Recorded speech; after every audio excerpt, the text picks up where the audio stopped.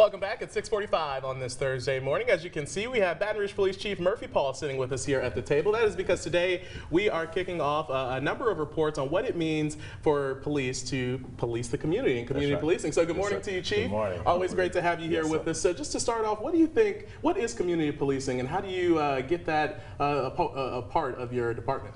Well, you know, I'm often asked how many police officers we have in community policing, and I would like to get to the point where I say we have 698 police officers in community policing, because I think that every police officer should be a community policing. Basically, to simplify, community policing is just the community and law enforcement working together to solve crime-related issues in their community. So it's really a partnership between the people we serve and our police officers. And since you took office, that was kind of one of your big goals, was to incorporate that and get a better community policing relationship. What all have y'all been doing since you took office to make those changes? We've done so much. I tried to write some down. You know, we can just go by some recent ones. You know, we've had boxing with the badge. We've had kicking with the badge, soccer. We've had bowling with the badge, basketball.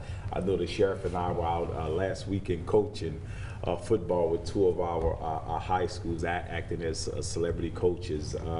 We have our prayer patrol this weekend. We're going to be working with our faith-based community. It's going to be from 9 to 12 on November the 10th at Kerr Warren Park, and we ask the community to come out and join us.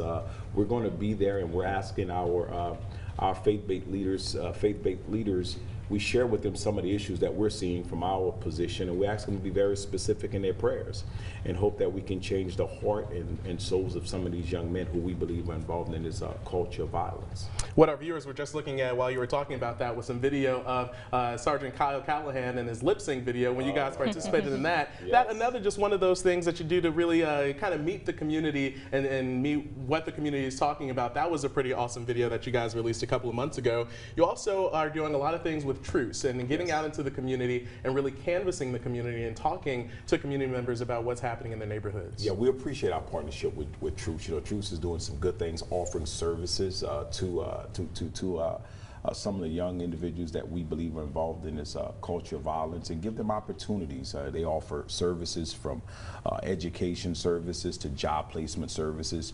So we like to engage. You know, we no longer sit on what we call actionable intelligence. That's when we receive information that a person or a group of individuals are involved in some type of what we call beef, or, you know, we're receiving information that one person is going to harm the other.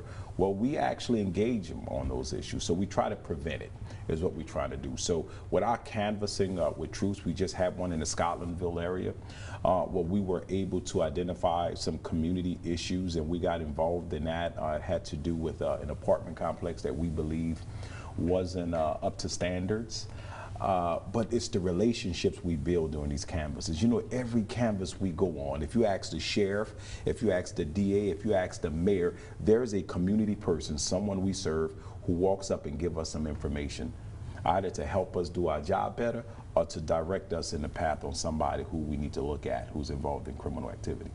And what's the reaction that you've been getting since y'all have been out in the community more, engaging with the community? Are you seeing some more hellos as you're out working? You know, what is that relationship really looking like now? Well, we see a lot. You know, everywhere I go, I get so many compliments from the community. You know, it's about, one part of my job is to change perceptions, change how the community see the police officers, as well as how we see the communities we serve. And there's so many wins. I get so many positive comments from the community.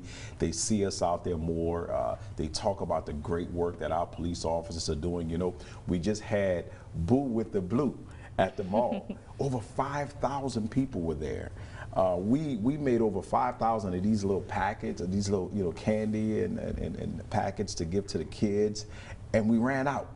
So I don't know if you were there, if you were familiar with it, but there was so many. It was such a positive experience to see the love that our officers have for the community, but also the love that the community have for our police officers was really refreshing. You give somebody candy, they're going to come back, right? That's right. Thank you so much for being here with us. Community policing, such an important issue in our city. We know that it is definitely a two-way street. We thank you for being here with us this morning. Thank you for having me. All right, we're going to take a quick break. Your Morning Espresso when we come back. Stay with us.